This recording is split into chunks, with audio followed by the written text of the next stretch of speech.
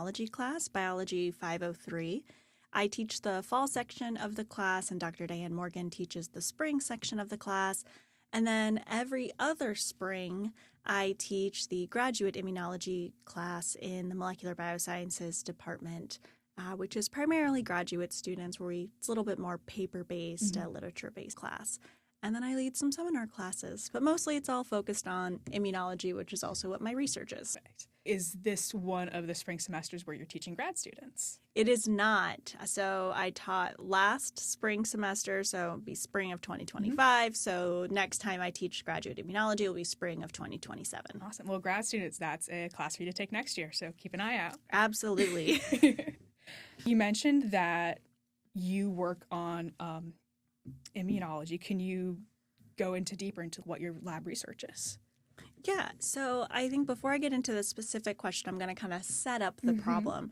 So when we think about immunology and the immune system, it's made of many different cell types, and those cell types have to work together to protect us from pathogens like viruses or certain bacteria or fungi, as well as help not have cancer develop in our bodies as well. And so when we think about these cells coming together, kind of like a community, in a community you'd have different jobs and roles, and they have to communicate with each other to enact this kind of complex function to protect ourselves. And I'm really interested in how those cells are actually communicating with each other and functioning together, and how the genes in those cells and maybe the genetic differences between people changes those cells' functions and how they communicate. So to do this, an allelic variant or a mutation in a gene called PTPN22. It is expressed only in immune cells when it comes to humans and mice, and it is an immune regulatory gene, so it really changes how immune cells function. And the mutation we study is present in about 5 to 15% of the North American population, so it's pretty prevalent. And if people have this mutation, they're more likely to develop an autoimmune disease, which is not what we think of as a good thing or a benefit. But the mutation is present at a pretty high level, and so this is kind of a bit of a conundrum when we think about it evolutionarily. And so what my lab tries to understand is there a benefit for this allele? And is that based in how the immune cells are functioning and communicating? And so what we do is, again, we really study this gene and its allele, and we study it in the context of virus infections and cancers. And we've been able to show that if we have this mutation, we use a mouse model to do this, there is protection against some viruses as well as cancers. And then we're trying to figure out kind of the fundamental immunology behind that. That's awesome. That is so cool. So, okay, I guess this is just a Maria question because I'm fascinated by kind of the genetic ancestry of things. Do you happen to know if there's a specific area that this gene kind of originated in and then came into America, or was it truly just kind of a North American? In terms of where this mutation first kind of arose, we don't know that. There's a new anthropologist at KU, Obed Garcia. We are meeting next week.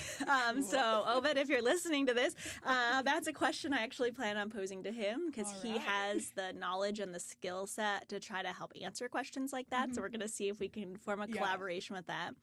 But in present day, we can look at global population and notice where presence of this mutation is highest. And so there is a geographical distribution. So Northern European Finnish populations have the highest percentage of this population. It can range, there's some reports of the population, so 1 in 5 people have this mutation.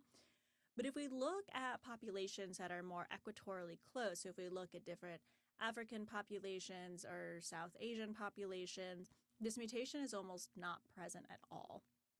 And so that kind of indicates that there is some sort of selection, whether that's neutral, positive, negative, we don't know, but there is something kind of biasing this, and whether that's due to a specific kind of disease outbreak that occurred in different populations, or where the mutation originally kind of popped up. We don't know that answer yet. Yeah, well, if you find out, please let me know. I'm sure that'll be years down the line, especially if you're doing like a collab research. That'll be the next paper. Yes, yeah. You could have me and Ovid back and we can talk about it. Would love that.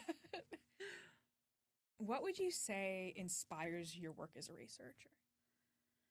I think it's really trying to understand why people get sick and some people don't.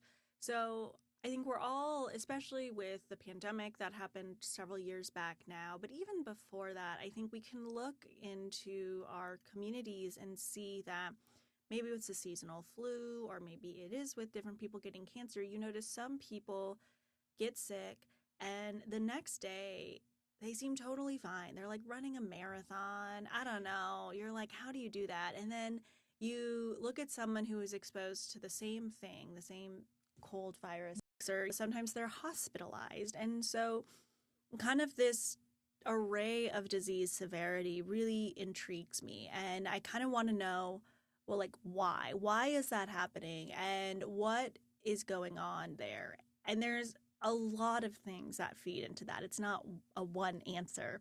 But one of the things is how our immune system is functioning. And another thing is that the genetic components that exist in all cells. And again, getting back to this allelic diversity in these mutations. And so that's really what kind of started to intrigue me, is how do these mutations and genes that change how our immune system functions, how does that functional change impact disease severity? And does that give us insight into, you could argue maybe the more philosophical, why are some people sick and some people healthy? But also that gives us insight into really understanding how our immune system is functioning and how it is overcoming or adapting evolutionarily, or as it continues to be exposed to new pathogens and stuff like that. Yeah, it's always fascinating to sort of think about how, some, like you'd mentioned, some people get sicker than others. My mother, growing up, she worked in elementary school as a paraeducator. And so she'd always bring back kid crud, just whatever kid sickness was going around. And so for the longest time, I would never really get sick because I just get these little micro colds because of just this constant influx of germs. And then I remember as soon as a few years after I had moved out and was starting to live on my own and with roommates, that sort of ingrained immunity disappeared and colds started hitting slightly harder than I had ever grown up being used to. It's interesting to sort of see how just that shift is and how things impact.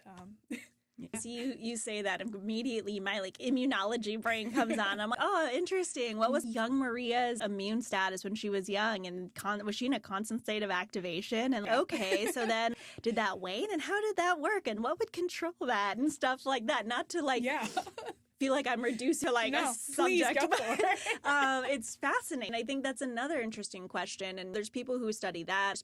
There's immunologists who are really interested in allergy. That's an immune-mediated pathology. And I think most everyone has, or someone who has an allergy, and sometimes you're born with some allergies. I heard many stories of someone who's like, I wasn't allergic to shellfish, and then I went to Canada and I had some shrimp, and all of a sudden I was allergic to shellfish. So we have these late onset allergies as well, whether that's due to food allergy or maybe more nature type allergy, like pollen. And again, I'm not studying that, but other immunologists are, that as we age, our immune status changes. So again, the question becomes, why? Yes. Why is this happening? And it could be, environmental factors absolutely play a role. That includes not only pollution or secondhand smoke or diet that we're experiencing, just a lot of environmental factors, but also our genetics can also potentially impact that as well. There's an interesting aspect to the research that we're really going to be diving into today. Mind telling us a bit about preprint versus peer-reviewed published papers? Yeah, so in the scientific world, and I'm going to focus in on more biology because that's the larger field that I'm in. Immunology is a subsection of biology. We send our paper, we do a bunch of research, we write it all up into a manuscript, and we send it to a journal. When it goes to that journal, there is this kind of long process of the editors looking at it and figuring out will this paper be appropriate for our journal or not? And if the answer is no, they just send it back immediately and they say, no, we're not taking this. And you go through this process over and over again until a journal says, yes, we think this is a paper that would be appropriate for our journal. And then from there, they send it out tooth comb. If you've ever had one of those tough professors in class, you're like, why are they being so nitpicky about my paper? That's got nothing on an reviewer for a journal article. So they're looking at how you're representing your data, how you're talking about your data, what are the references you used, did you have the appropriate controls? They're really looking at the scientific integrity and interest of this article. And there's multiple reviewers that happen for every paper, usually 2 to 3. But I've heard of people sometimes having up to 7 reviewers.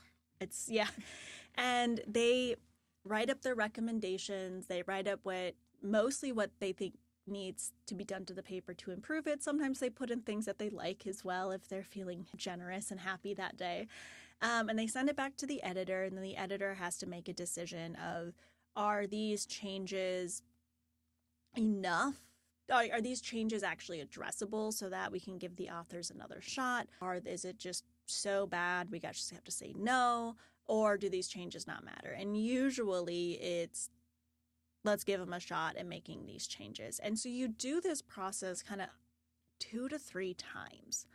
And if you can imagine, these are not professional paper reviewers. These are your professors. These are professionals in the field. They have other jobs other than reviewing papers. It's just one aspect of our job as scientists. And so it takes them time to review it. It takes time for the editors, and it takes time for the lab to address the reviews. And so there's this very long process to actually get a paper out. There's kind of a joke that by the time your paper is published, you don't even want to look at it, right? You're so sick of it by that point. So sometimes in the scientific community, we just want to get a paper out. We just want to say, listen, we're going through the process. We're going through the peer review process. We're going through all these changes. We're doing our due diligence. But we also just want you to know we did something. We did this. And so that's where preprint servers come in. And there's a lot of kind of controversy about the benefits of preprint servers or if they should be allowed or stuff like that. But for my lab, we just wanted to be like, the paper that we're going to dive into is kind of the first paper to explore a lot of unique things. Mm-hmm. We just want to put this out so that people know we're working on this and that people can use this as a resource, and we can also share with the world, hey, we're doing something, with the understanding that what we're posting has not gone through the peer review process yet. And so there's this server called BioArchive, which is a preprint server. A lot of the times if you start looking up papers, if you look up this paper that we're going to talk about, it'll show up on BioArchive. And it's important to know that, that paper has not gone through the peer review process. That's just a paper you can put basically anything you want up on BioArchive. Mm-hmm. So you must, if you're going to read a BioArchive paper, you really have to have your critical thinking hat on to be thinking about that. It has not passed the muster of peer review yet. But that's where our paper is now. It's up on BioArchive as we're going through this review process in what we call, this is a preprint server. We're in our second, third-ish round of reviews right now with the paper. Our fingers are crossed that it is formally accepted soon. We see a light at the end of the tunnel. And then once it is accepted, we'll update the preprint server to say, like, this is now, here's the published version that's been accepted by this journal. Thank you for telling us. And I'm so sorry that you're still in that, endless wash cycle of editing and reviewing. And I remember, that's never a good time. I'd say it's definitely frustrating at times, but also I try to take a step back and think about but this is how it works. This is how we know that the papers we're reading that are in reputable journals have really gone through the process, right? If it wasn't maybe a little bit frustrating, that might have been raise a red flag or a warning flag in my head being like, why aren't they criticizing? don't know, my lab's pretty good, but are we that? We're not perfect, right? Yeah, it's frustrating, but I think in the end, it does put out a better product and a product that we know has really passed all these tests and we could be really proud of. Yeah, makes sense. I mean, I'd prefer to have a well-tested washer than one that I got off the street. So Exactly. Awesome. Okay, well, to dive into your preprint paper, which is titled Autoimmunity Associated Allele of PTPN22 Enhances Innate Antiviral Immunity to Protect Against Acute Coronavirus Infection. What can you tell us about this research? Yeah. So, as I mentioned before, the gene we're studying is this gene called PTPN22, and we're studying this allelic variant that, again, is in about 5 to 15% of the North American population, and if humans have this, you're more likely to get autoimmunity. So that's kind of the first half of that title, right? An autoimmune-associated allele of PTPN22. Prior to this work, we were able to show that, so we have a mouse model that helps us study this. I'm not going around and infecting people. We were able to show that if mice had mutation, that if we gave them a chronic virus infection, they were able to clear that chronic virus infection and do much better than mice that don't have this mutation. And this was a source of cancer models that those mice were more resistant to the CD8 T cell.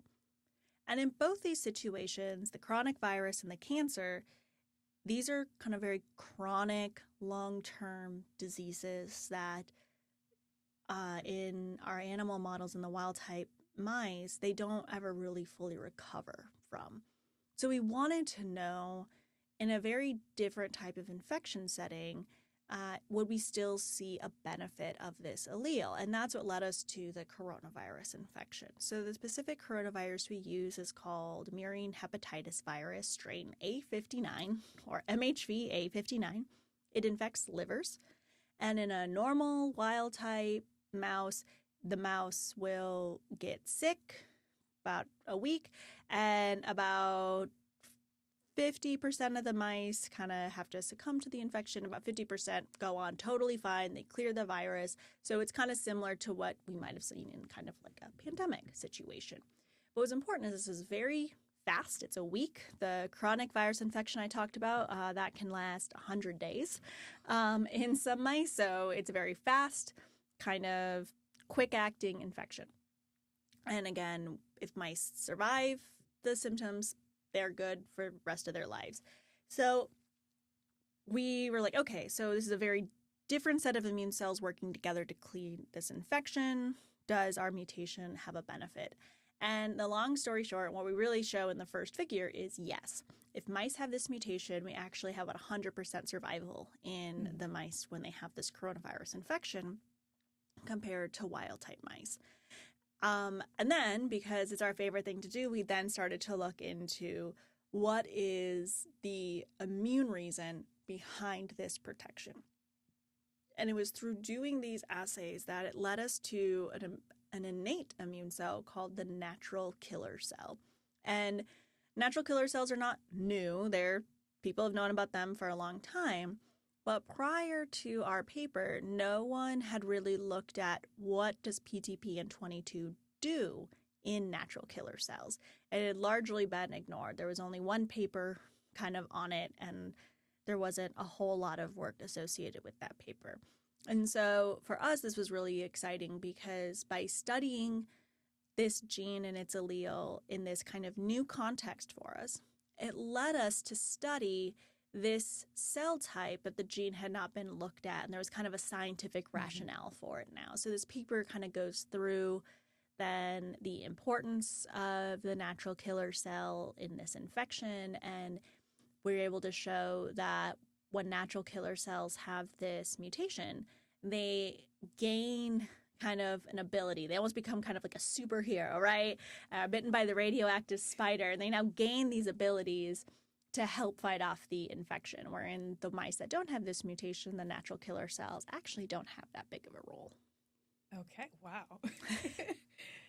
That's so much, and It was yeah. I don't know, I just started digesting. I mean, that's awesome, but also to be able to kind of go down these two different paths of studying cells and get results, that's really exciting that it didn't end up being just sort of a path to nowhere.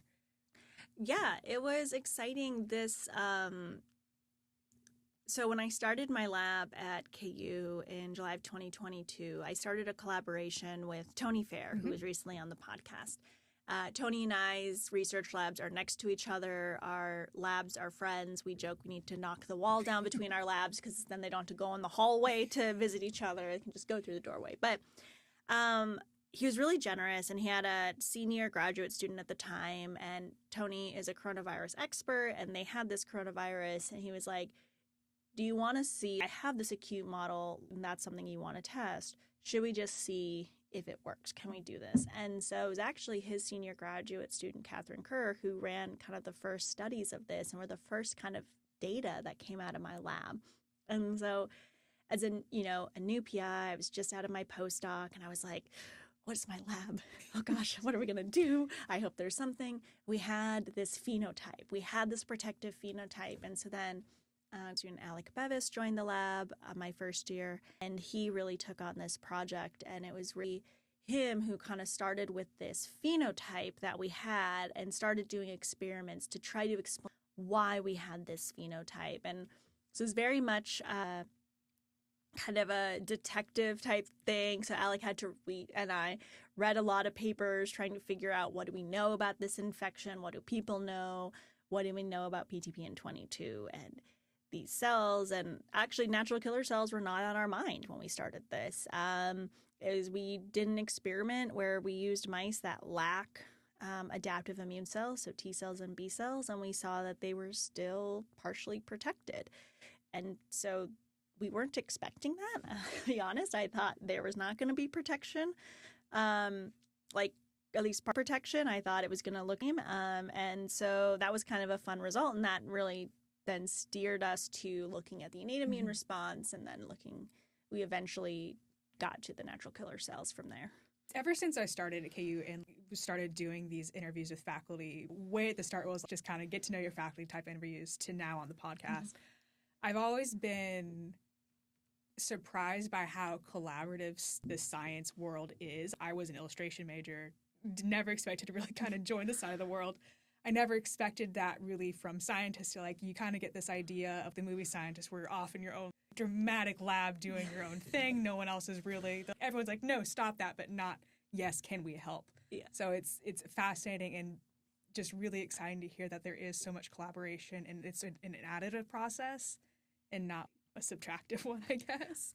Yeah, I've been in science since I was a sophomore in undergrad, and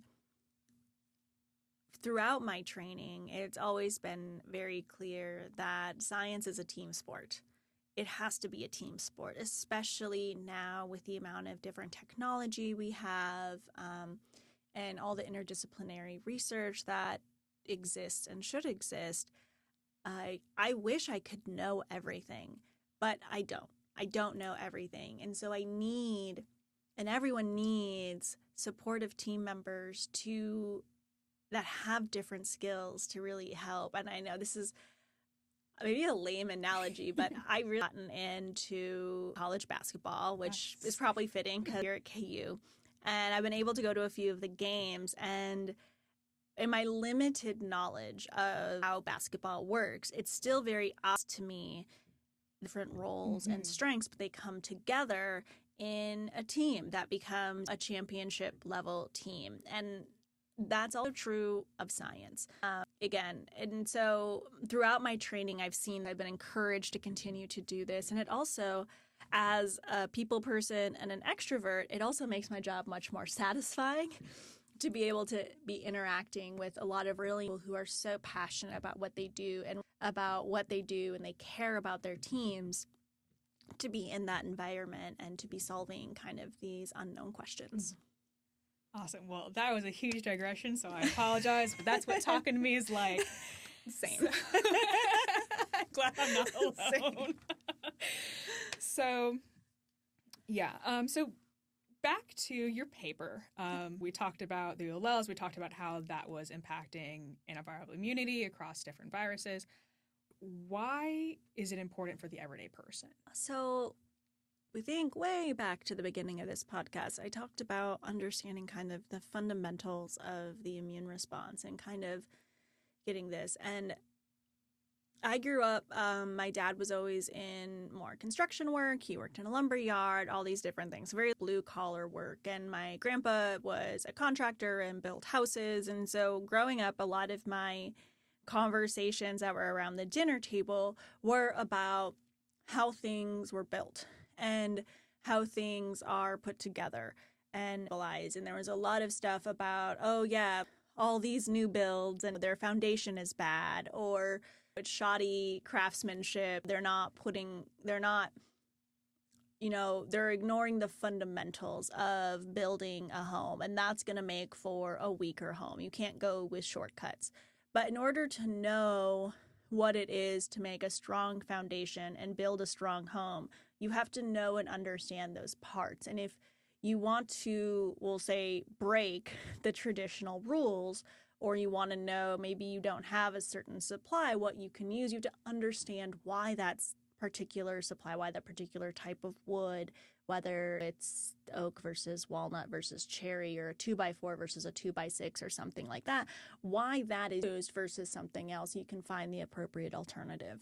And understanding fundamental biology together, and we don't understand what context, if we ever hope to continue to exploit the immune system for therapy, or even therapies that aren't aimed at exploiting the immune system, but just targeted anyway, because we have immune systems and we see something going wrong, we might not be able to figure out why without understanding the basics of it first. And so I really think fundamental biology, while the translation of it impacting maybe human health or improving human lifestyle and stuff like that seems moved, it's really important. I don't think anyone would like to live in a house that someone built if they didn't understand the materials they were using. Mm-hmm. And I think that can be true when we think about translational and clinical applications of biology and all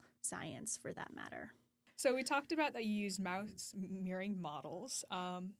What other aspects did you utilize in the lab to get your results? I would say mostly we start with the mouse model, and we do that for a few reasons. One, in our mouse models, we can make sure that we limit the variables. So we just want this mutation that's changing in our mice. And once we go to human cell lines, there's a lot more variables that can change. And those studies are appropriate at times, but for this particular question, they weren't as appropriate. And so we do that. And then when we have this mouse model, we then basically use as much of the mouse and the information from the mouse as we can. And so we do, after kind of the infection or certain parts of the infection, we look at the immune response that was going on in the mouse. So we're able to take the livers from these mice and look at what was the immune system actually doing there. We use a method called flow cytometry to do that. So we can take the cells, we put them in a single cell suspension, we stain them with antibodies. Actually, people often know about antibodies because that's what your vaccine helped create. But we have antibodies that are specific to different proteins, and they have a fluorescent tag on them, and we can put them in this machine that uses lasers. It's very exciting. We can start identifying what cells are there. We can also use flow cytometry to help us say what the function of those cells are there as well. So we can do that, and we do a lot of flow cytometry in the paper to help us identify cell types, and specifically immune cell types, and what they're doing in our different animals. Imagine see what's going on there. But we also use cell culture in the lab as well. We also we use other types of antibody steps in the mouse. So we were able to get rid of the natural killer cells in our animals to see if the natural killer cells were actually important in our infection or not. Wow. Yeah. Yeah. So much. It was a lot. It's a pretty big paper. It's pretty hefty. It's really thorough. I think Allelic did a really wonderful job being really rigorous and thorough in his approach. During your study, what kind of findings did you have? And then what do those findings mean for further research? So in the study, I think the two main takeaways are that this mutation does protect during an acute virus infection that impacts the liver. And what we didn't talk about is that we have this mutation, but this mutation doesn't cause a loss of the protein. The protein's still there, just has altered function. We also had animals in this study that lacked PTPN22 expression. So they didn't have this, they didn't make the gene or the protein product from this gene at all. And the mutation of the gene and the knockout of the gene are not always the same. They don't act the same. And often in research, we sometimes, if we see a mutation, people will often liken it to, oh, if I just knock out the gene, it's the same as having the mutation. And that's not the situation. And so I think that's an important thing for us as we think forward in our research to really consider that and move forward, that the knockout is not necessarily the same as the mutation. Sometimes it is, sometimes it's not. We're trying to figure out when it is and when it's not, what those rules are. The other thing is we looked at a different type of virus infection, very different than what we've looked at before, and a different organ than we've looked at before. We looked at the liver. Before, we were mostly looking at the spleen. And this gave us kind of new insights into what's going on. We started looking at the natural killer acute virus in the liver. So, okay, does the respiratory infections. So would this be the same in the lungs? We don't know. There's, lung resident immune cells, and maybe they have a specific effect. We have a different project in the lab right now looking at the immune cells in adipose tissue. And we're seeing a complete different cell type called the natural killer T cell that seems to have an effect. And so I think this research is starting to important aspect of where the immune system is getting activated. And so we were focused on the spleen and the chronic. We could have looked at other organs as well. It does also go to the lung and stuff, but we didn't look at that. For this virus, the MHV, the coronavirus, we also looked at the spleen as well because it is a main immune organ, but the liver is the main site of infection. So MHV does infect the spleen, just at a much lower level. So the liver is really that main site of infection. And so we wanted to know where the infection is mostly happening and where we have that most antigen load. What is the immune system doing there, right? Location matters. And so we really focused in on the liver, but we do in the paper, in the supplemental figures, we also look in the spleen to see what's going on. And really in the spleen, we see the same stuff as we see in the liver, just to a lesser degree, which makes sense. And then, is there anything that we didn't talk about that you think we should? Yeah. So I guess in general, I think the maybe philosophical side of this paper's journey was when we set out to do this paper and do these studies, I certainly had ideas about what I think was going to be happening and what the effect was going to be and what immune cells were going to be key players in that. And I was wrong. And that's okay. As scientists, I think it's important to remember, and especially as people training to be scientists, when we come to work, it's not about if we're right or wrong. We kind of have to check our egos at the door, and our experiments are not to prove ourselves right. The data is the data, and we have to follow that. And it's our job as scientists to take what the experiments tell us and to think critically about that and think about what that means and then do our next step forward. So I think this paper was a great lesson in that. And at the end of the day, I think this paper uncovered truth and fact, which is important.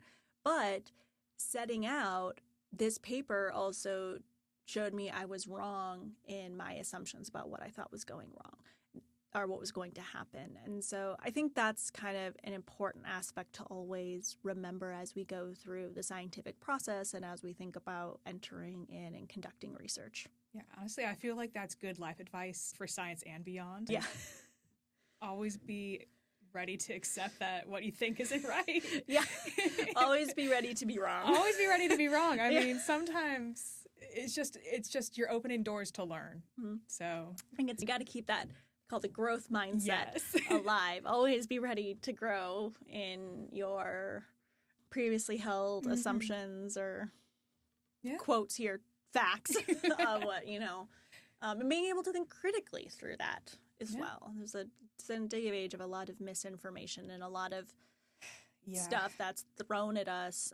Media, making social media posts, and just the amount of misinformation is out there that as you're scrolling quickly that you see and you don't really think about. And sometimes it's just like, take a few extra seconds, think about what you just saw, and then move on. Yep. All right. Well, thank you so much, Dr. Orozco. Really appreciate you coming by today. Yeah, thanks for having me. Thank you for listening to Interview with a Biologist. You can check out the show notes for more information about Dr. Orozco's work, as well as a link to the research paper discussed in this episode. A full transcript of this episode is available at biology.ku.edu.